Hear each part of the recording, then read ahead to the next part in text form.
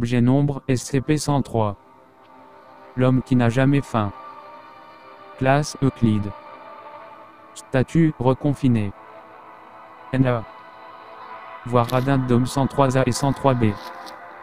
SCP-103 doit être maintenu dans un état végétatif par des moyens médicaux dans le but de s'assurer de son contrôle.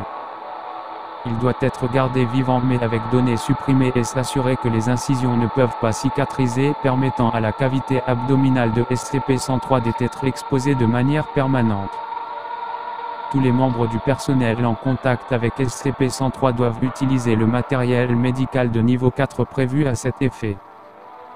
Toutes les données supprimées issues de SCP-103 doivent être incinérées.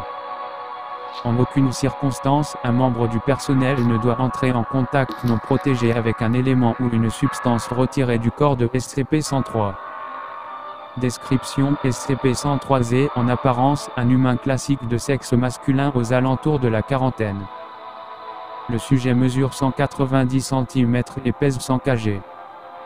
Le sujet est né le 19, le sujet n'a aucun proche vivant connu à ce jour.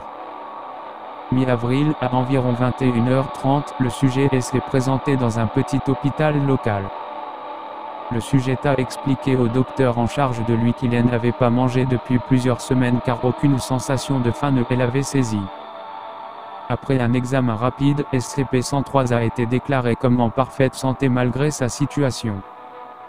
SCP-103 a ensuite expliqué à l'équipe qu'il ne ressentait pas le besoin de manger. Voir Addendum 103B. Addendum 103A, aucun test n'a été concluant. Il est peu probable que des autres études nous révéleront quelque chose de nouveau. Les recherches sont terminées.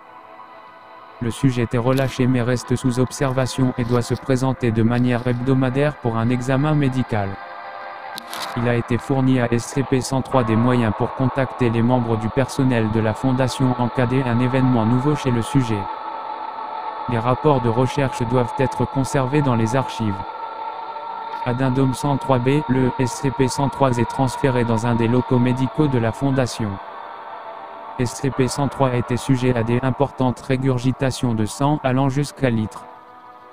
Le sang ne correspondait ni à celui de SCP-103 ni à données supprimées. Une procédure de lavement fut tentée mais échoua en raison de la quantité de sang produite. Les vomissements stoppèrent heures plus tard.